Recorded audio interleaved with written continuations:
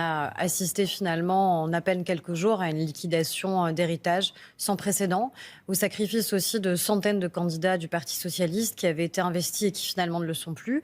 Et puis à une dissolution, certains au sein du Parti socialiste ont dit reddition.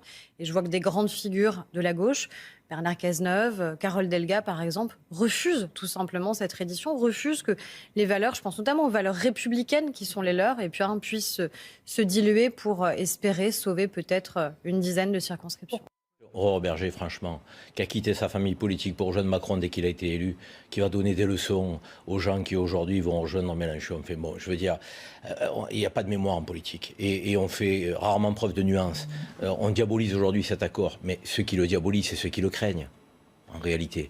Bon, après, moi, je suis pas l'avocat de Jean-Luc Mélenchon, j'essaye de prendre un peu de recul. On disait, il ne faut pas diaboliser Marine Le Pen à un moment donné. Si on veut la combattre, il ne faut pas la diaboliser. Là, qu'est-ce qu'on fait? Tous les gens qui prennent la parole diabolisent Mélenchon. Il n'est pas ci, il n'est pas ça. Il aurait tous les défauts du monde. Sans diaboliser, car il y a 8 millions de personnes qui ont voté pour lui. La socialiste traditionnelle, farouchement laïque et républicaine n'existe plus. Mais voilà, ça veut dire quoi? Ça veut dire quoi? Elle est soit chez La République En Marche. Vous pensez qu'ils ont attendu d'être à la table des négociations pour faire 1%? S'ils sont à la table des négociations avec Mélenchon, c'est parce qu'ils ont fait 1,5% et que ce parti était liquidé, de fait. Il était liquidé parce que ça fait bien longtemps que le Parti socialiste n'invente plus l'espérance de demain. C'est pas une opération de clarification, mais de liquidation. Le Parti socialiste, qui est un parti de gouvernement en 97 avec la gauche plurielle de Lionel Jospin, donc ils ont porté la CMU, ils ont porté les emplois jeunes, ils ont porté le chômage avait baissé, il y avait une espérance sociale dans le pays. Les 5 années de François Hollande ont fait comme s'il n'existait pas. Il a été élu sur mon adversaire et la finance.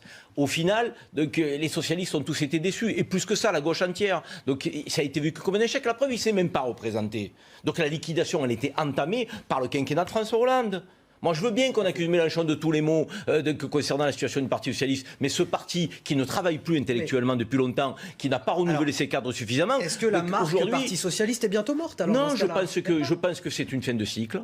Et que dans la vie politique, il y a des fins de cycle, et qu'il faut à un moment donné un renouvellement. Il faut que ce parti se remette à travail après les législatives. Il va changer de ligne sur l'Europe, sur la laïcité, sur les institutions, mais les partis de gauche, quand en 81 ils sont arrivés au pouvoir avec Mitterrand, et certains disaient il y a les chars qui vont être dans la rue, à l'Élysée. Ce sont des partis de rupture quand ils n'ont pas le pouvoir. De rupture pour que la vie des gens soit meilleure. Mais il faut être audacieux, il ne faut pas être effectivement dans le système et prendre les mesures qu'on connaît depuis 30 ans. Donc oui, à un moment donné, le Parti socialiste peut se renouveler, il va falloir que ce soit un parti de rupture sur le plan social, un parti audacieux sur le plan écologique, un parti qui revienne aussi aux fondamentaux sur les questions régaliennes. Ça c'est un problème pour Mélenchon. Mélenchon n'est pas bon. Pardon ? Non, parce que je viens de dire, vous m'écoutez pas, les questions régaliennes, Mélenchon n'est pas bon là-dessus, et c'est là où effectivement une gauche républicaine doit revenir sur les questions régaliennes avec réalisme. Les socialistes là, qui sont partis à la France insoumise, ce sont des...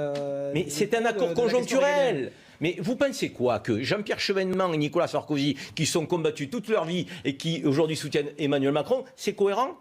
Vous pensez que Raffarin et Delanoë, qui sont battus toute leur vie et qui soutiennent Emmanuel Macron, c'est cohérent? C'est drôle, il y a des incohérences qui dérangent et des incohérences qui ne dérangent pas. C'est marrant, je trouve ça surprenant. C'est pour ça que je dis un peu de nuance, de discernement et pas d'approche à géométrie variable. Christian Prout.